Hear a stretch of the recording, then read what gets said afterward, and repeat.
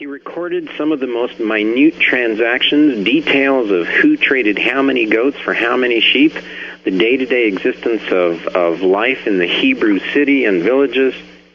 And yet, curiously, in the hundreds and hundreds of pages which he has produced, there is only one small paragraph in which he mentions the existence of a teacher known as Jesus who gave a Sermon on the Mount.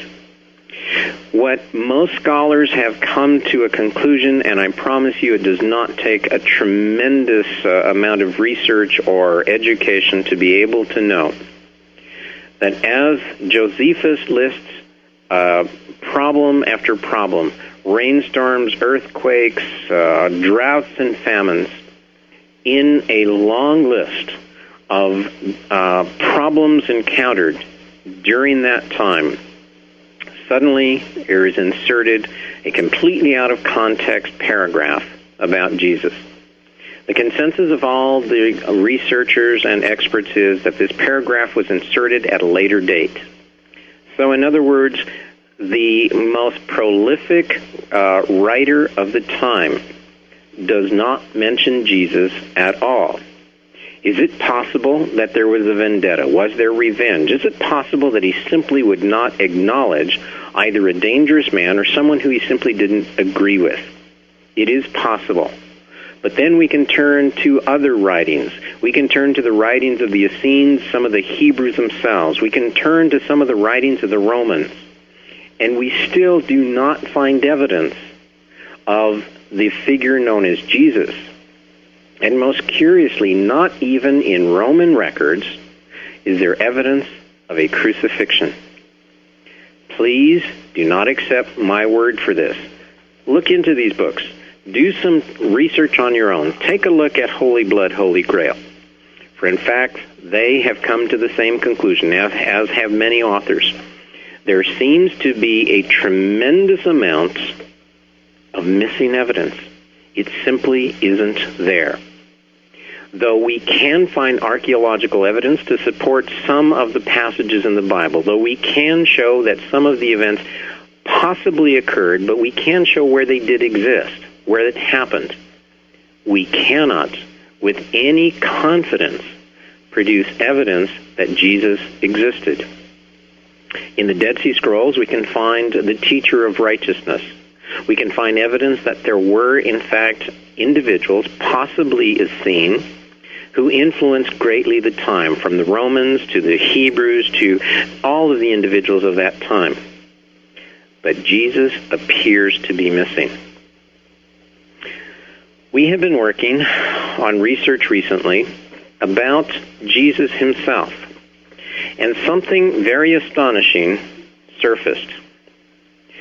We discovered that in order for Jesus, and for the moment let us assume that he did exist, whether Jesus was a mythical identity of a teacher of righteousness, whether there was a deliberate plot to exclude Jesus from the writings of the time, let us assume for a moment that there was some sort of figure, some teacher who was influential in that time.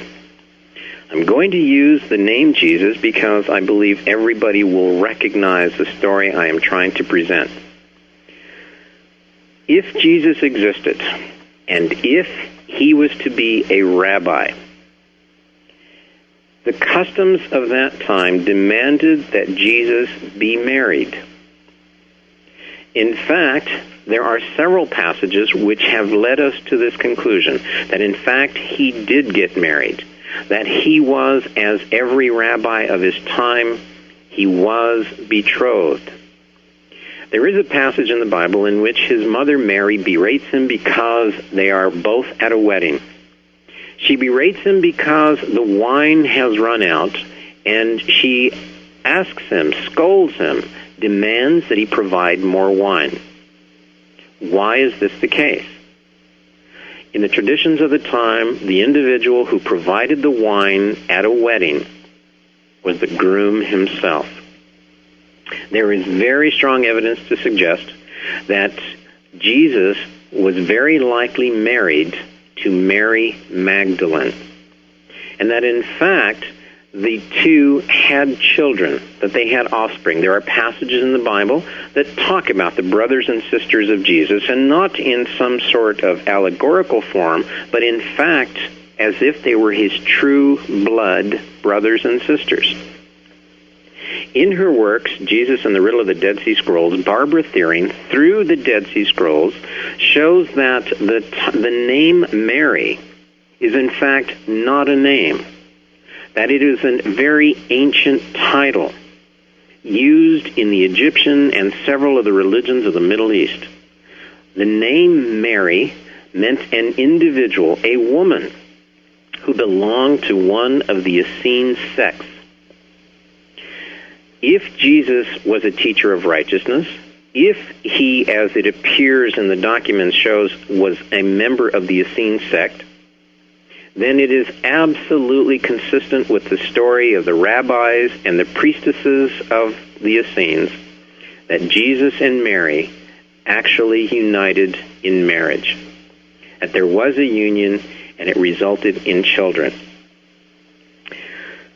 It appears from all of the research that several events led to the undoing of a plot to seize the throne of the Hebrew Empire, to remove the Romans and to recreate a Jewish world, a Jewish free land. Though this may sound political, it can also be described as divinely inspired. He was directed by the divinity, whatever one chooses that to be, to take the helm and to lead men into a promised world. I strongly recommend Dr. Hugh Schoenfeld's work, The Passover Plot, Holy Blood, Holy Grail, because they, as we have in our work in the Terra Papers, they have suggested, as we have, that Jesus attempted a power play, and that in fact he was undone, and an attempt to crucify him, to execute him, failed. We are suggesting, as many others have, that Jesus did not die on the cross. For a follow-up on what occurred after the crucifixion, please read Holger Kirsten, Jesus Lived in India, and the Jesus Conspiracy. What we are suggesting is that he was not dead when he was brought down from the cross, but that in fact when he was taken into the tomb, that there he was attended to, he was brought back to health and removed to a place of safety, very likely in Masada, and eventually he fled to India. There are teachings there, writings known as the Teachings of Issa, I-S-S-A. There is very, very strong evidence that Isa and Yesu were one and the same. The Quran itself denies that Jesus was crucified, that he died on the cross. The Quran suggests that he is a teacher and one deserving of respect, one who had a message to convey. But they also deny his crucifixion. What about Mary Magdalene and his offspring? There is an extraordinary work by authors Baigent Lee and Lincoln called Holy Blood, Holy Grail, in which they trace the departure of Mary and the offspring of Jesus, and how with Joseph of Arimathea they fled into the Mediterranean and arrived on the southern shores of France. It is there that they began a colony of the holy offspring of Jesus. The legend of the Holy Grail appears to have been a twisted version of the history of the family of Jesus. If in fact the Holy Family existed, they would have been known as the Sangre Real. Sangre is a word that means blood. Real obviously means royal. The Sangreal in time lost its true meaning and became known as the San, which means saintly or lordly, Graal, which was interpreted to mean a grail.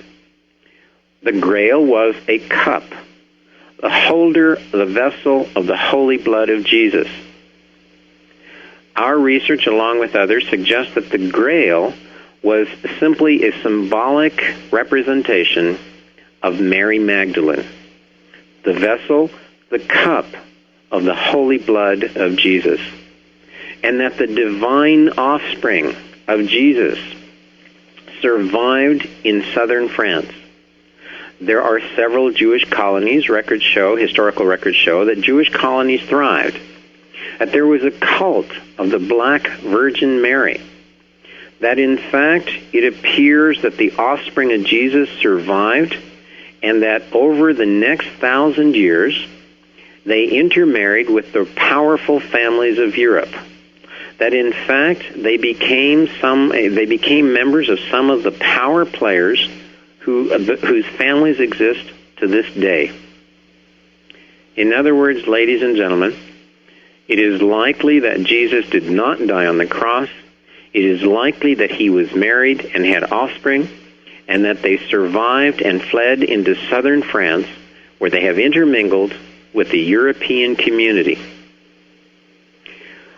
The Holy Roman Church, the Vatican, discovering approximately 1,000 years later that the offspring of Jesus existed, and that they were about to return to the Holy Land, to claim the throne there, to proclaim themselves as the true descendants of Jesus, that the Holy Roman Church became terrified